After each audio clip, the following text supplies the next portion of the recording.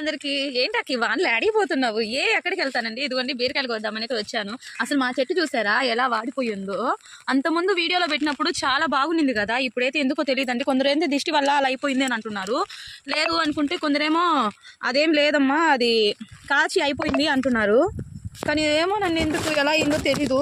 కానీ మా చెట్టు అయితే చాలా వరకు పాడైపోయింది. చూసారా అసలు ఎదగట్లేదు, కాయగాడ ఇలాగే ముదిరిపోతున్నాయి చిన్నగానే. నాకైతే చాలా బాధేసింది, ఎందుకంటే కష్టపడి పెంచుకున్నాను కదండి. అవేంది కాయకుండా ఇలా వద్దాక పాడైపోతున్నాయి. కానీ చిన్ని అప్పుడే చించేయాలనుకుంటున్నాను.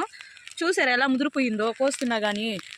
మీరు కూడా ఇలాగే ఫీల్ అవుతారు కదా ఈ చెట్టుకాయలు ఇలా అయిపోతే, ఎందుకంటే కష్టపడి చాకున్నప్పుడు చాలా బాధ అండి ఇలా అయిపోతే. అసలు ఆ చెట్టు అయితే వాడిపోయింది, నాకైతే చాలా బాధ వేసింది. ఇదంతా చూడండి పండు పడిపోయింది ఆకు కదా, నాకైతే బాధ వేసింది. ఏం చేద్దాం, తప్పదు కదా. ఎంత పిందలో ఈత కోసేస్తానండి, అస్సలు చూసారు కోసినా కానీ ఎంత ముదిరిపోయిందో. అయితే ఎన్నాయండి అన్ని పిందలే వేస్ట్ వద్దాగా చూసారు.